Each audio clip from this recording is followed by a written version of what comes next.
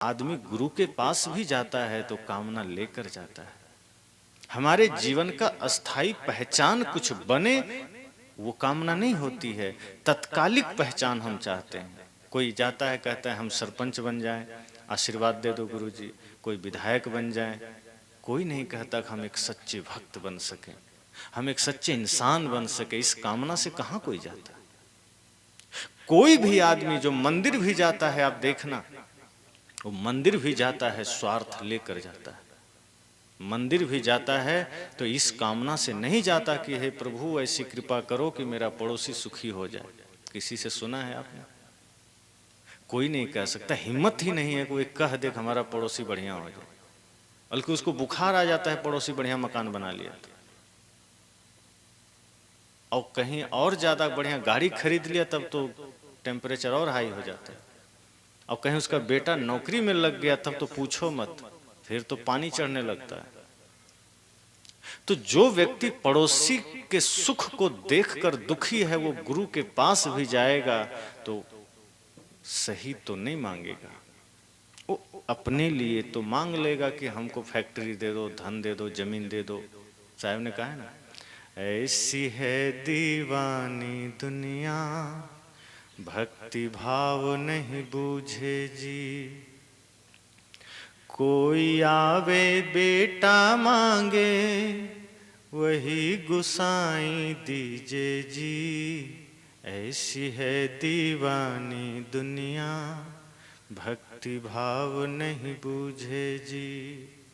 कहा भक्ति को दुनिया नहीं बूझती, वो गुरु के पास, संत के पास, भगवान के पास संसार की कामना लेकर जाती है। कोई बेटा मांगता है, कोई धन मांगता है, कोई समृद्धि मांगता है, कोई मुश्किल से ही है जो भक्ति मांगता है।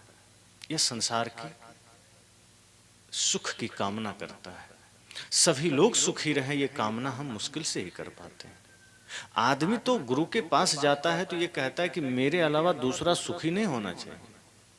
अगर पड़ोसी सुखी हो भी रहा है तो आदमी मंदिर चला जाता है कि प्रभु कृपा करना, पड़ोसी को नरक में जगह न मिले, ऐसी कृपा करना। मतलब ये भी बर्दाश्त नहीं कि नरक में भी वो रह ले। इतनी नफरत, वो आदमी भक्ति क्या करेगा। तो जीवन की अगर पहचान बनानी है और वास्तव में जीवन की कोई पहचान है तो वो परमार्थ से है, धर्म से है, अर्थात प्रेम से है, सत्य से है, भक्ति से।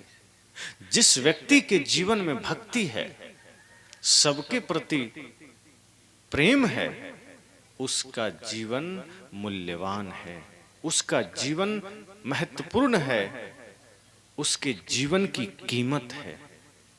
और जिसके जीवन में बाहर सब कुछ है, धन है, दौलत है, खेत खलिहान, परिवार, और भीतर प्रेम से शून्य है, भक्ति नहीं है, प्रेम नहीं है, करुणा नहीं है, तो समझना उसकी कोई पहचान नहीं। तो सूरदास ने जो कहा कि तुम्हारा जीवन हिंसा पर खड़ा है इसलिए तुम्हारी कोई कीमत नहीं, वो ठीक ही कहा। आज हम सब अपनी ओर देखें कि हम सब का जीवन किस पर खड़ा है, हमारे जीवन के मूल में क्या है। जब से हम होश संभालते हैं तो हम क्या सोचते हैं, क्या प्राप्त करते हैं। आज हर व्यक्ति अगर आंखें बंद करके 2 मिनट के लिए सोचेंगे कि आज तक आपने क्या पाया है, तो पता चलेगा वही पाया है जो छूट ही जाना है। उसके अतिरिक्त हमने ऐसा कुछ कमाई नहीं की है जो साथ चल सके।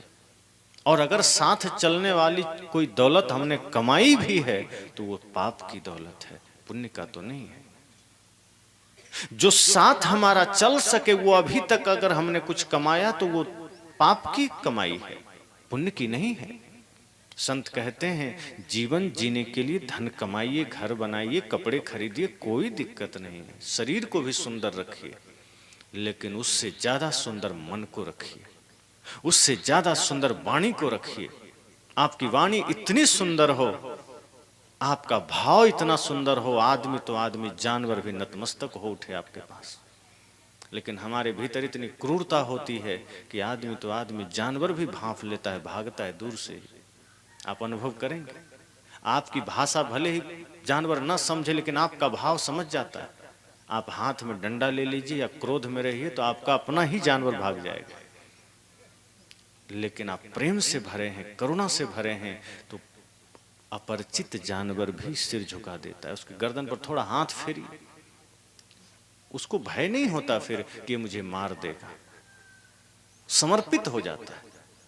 वो आपके प्रेम को परखता है, वो आपके प्रेम को महसूस करता है।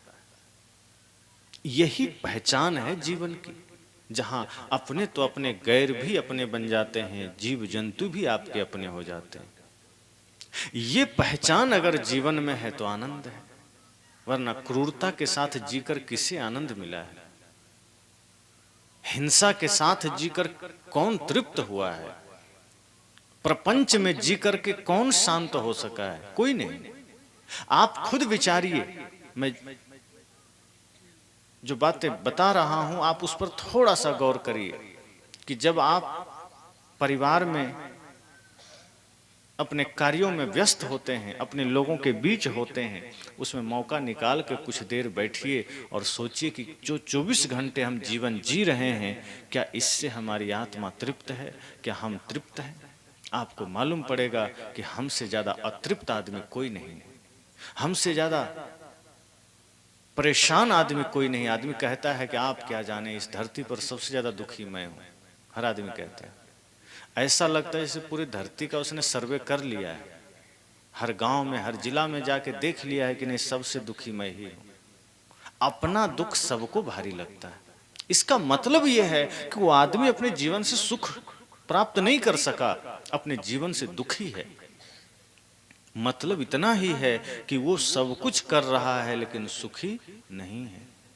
अगर आप बिस्तर पर जाएं और आपको जाते ही नींद आ जाए, समझना कि थोड़ा ठीक है, और जाते ही करवटें बदलनी पड़े, नींद की गोलियां लेनी पड़े, टेंशन के लिए दवाइयां खानी पड़े कि टेंशन रुके, तो समझना आप तृप्त नहीं है अपने जीवन से, फिर अतृप्ति है भीतर। तो जिस व्यक्ति का जीवन ही नफरत पर है, घृणा पर है, अत्याचार पर है, हिंसा पर है, वो सुखी नहीं हो सकता। वो बाहर सब कुछ पा लेगा, शरीर से मेहनत करेगा, इधर उधर दाएं बाएं करेगा तो धन इकट्ठा हो जाएगा, घर बढ़िया बन जाएगा, अच्छे क्वालिटी की आप सारी वस्तुएं खरीद लेंगे, बढ़िया महंगा मोबाइल ले लेंगे, लेकिन मन तृप्त नहीं हो सकता। मन में अतृप्ति बनी रहेगी, मन में दुख बना रहेगा, मन में पीड़ा बनी रहेगी। तो वो बात सिर्फ तैमूर लंग के लिए नहीं है कि तुम्हारा जीवन हिंसा पर खड़ा है, वो बात हम सबके लिए भी है। हम भी सोचें कि हमारा जीवन किस पर खड़ा है, हमारे जीवन की पहचान क्या है। एक वो महापुरुष हैं जो अपने कर्म से अपने जीवन को सुंदर बनाते हैं और वो देश की पहचान बन जाते हैं। आज अगर हम देखें पीछे मुड़कर तो इस देश की पहचान कभी राम से हो जाती है, कभी कृष्ण से हो जाती है, कभी बुद्ध महावीर कबीर से हो जाती है, कभी सुर तुलसी मीराबाई से हो जाती है, कभी भगत सिंह चंद्रशेखर आजाद नेताजी सुभाष से हो जाती है, कभी लक्ष्मीबाई मीराबाई से हो जाती है। इस देश की पहचान ऐसे मनुष्यों, ऐसे महात्माओं, ऐसे स्वतंत्रता सेनानियों, ऐसे भगवान से हो जाती, ऐसे महान आत्माओं से हो जाती। कभी आपने सुना है इस देश की पहचान कौरव कंस से हुई हो? कंस भी था लेकिन पहचान कृष्ण से ही क्यों हुई? इस देश में बहुत से आतंकवादी भी हैं लेकिन पहचान अब्दुल कलाम से ही क्यों होती है? इस देश को बाहर लोग बुद्ध से ही क्यों पहचानते हैं? क्योंकि पहचान उन्हीं की होती है, समाज में नाम उन्हीं का होता है जिनके जीवन में प्रेम है, करुणा है।